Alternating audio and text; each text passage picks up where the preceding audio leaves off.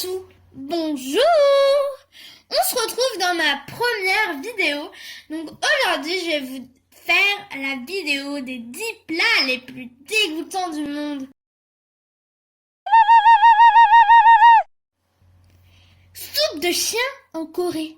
Ce plat appelé boshitang, soupe de santé, est très apprécié des Nord-Coréens.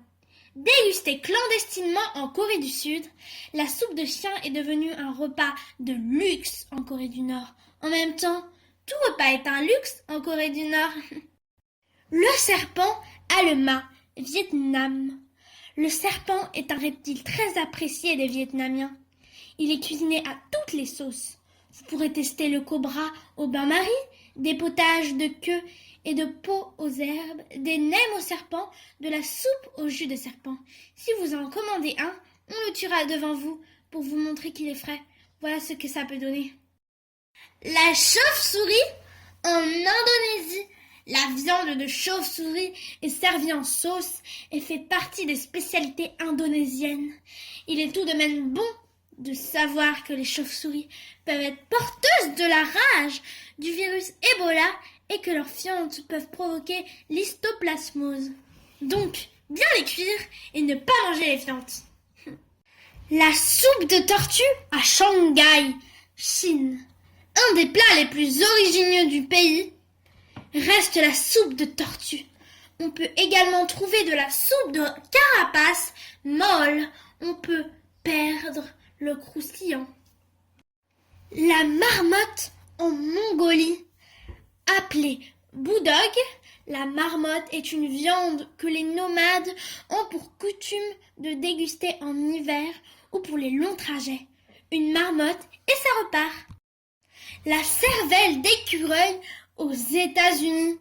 Cette spécialité surtout répandue dans le sud des États-Unis nous rappelle que ce beau pays s'est construit grâce à la détermination de pionniers qui, un jour, se sont dit « Oh, un écureuil! Si on lui pétait le crâne pour manger ce qu'il y a dedans, dit-il. » La dégustation d'insectes à Khao San Road, Bangkok, Thaïlande.